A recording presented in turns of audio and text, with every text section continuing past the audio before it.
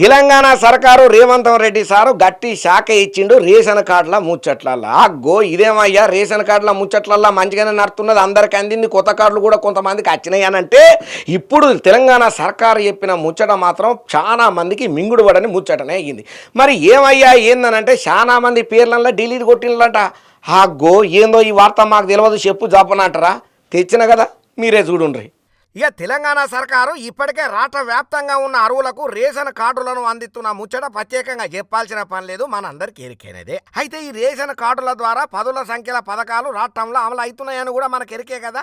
అయితే గత కొంతకాలం సంది ఏలాదిగా రేషన్ కార్డులు ఉన్నా సుతం చాలా మంది పబ్లిక్ రేషన్ షాప్ల సామాన్ తీసుకుంటలేరట.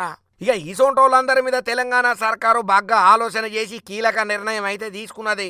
వరుసగా 6 నెలల పాటు రేషన్ తీసుకోనోళ్లను ఎరకబట్టి కార్డులను రద్దు చేసేందుకు పౌర సరఫరాల శాఖ నిర్ణయం తీసుకున్నదయ్యా.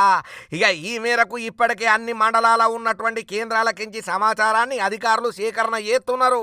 ఇలా పోయిన 6 నెలల్లో ఒక్కసారి కూడా రేషన్ తీసుకోనోళ్ళు దగ్గర 78,842 మంది ఉన్నారట. ఇక దీంతో అర్రే వీళ్ళు ఎందుకయ్యా రేషన్ తీసుకుంటలేరు, ఏమిటి కోసానికి తీసుకుంటలేరు, తీసుకోనీకే వీళ్ళకు టైం దొరుకుతలేదా, లేకపోతే తీసుకుందామని పోతే రేషన్ షాపు డీలర్ ఏమన్నా ఇత్తలేడా? ఉగాల అది ఇది కాకపోతే రేషన్ కార్డు లబ్ధిదారునికి రేషన్ షాపు డీలర్ కి మధ్యలో ఏదన్నా గోల్డెన్ షాపుళ్ళు ఉన్నాయా అనే డౌట్ అనుమానాలు కూడా గట్టిగానే ఉన్నాయట సర్కారు మైండ్లా. ఇక ఇట్లా రేషన్ తీసుకోనోళ్ళ కార్డులను రద్దు చేయాలని కూడా ఆలోచనలు చేస్తున్నారట. ఇందుకోసానికని చెప్పి పౌర సరఫరాల శాఖ అన్ని జిల్లాల కలెక్టర్లకు నివేదికలను పంపి క్షేత్రస్థాయిలో విచారణ జరిపినరట.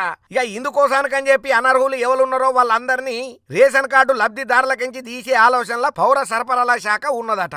ఇంకా అంతనే కాకుండా ఈ రేషన్ కార్డుల లబ్ధిదారులల్లా కూలీలు సుతం ఉన్నారట. మరి వాళ్ళెందుకు రేషన్ తీసుకుంటలేరో ఎవరికి సమజైతే లేదట.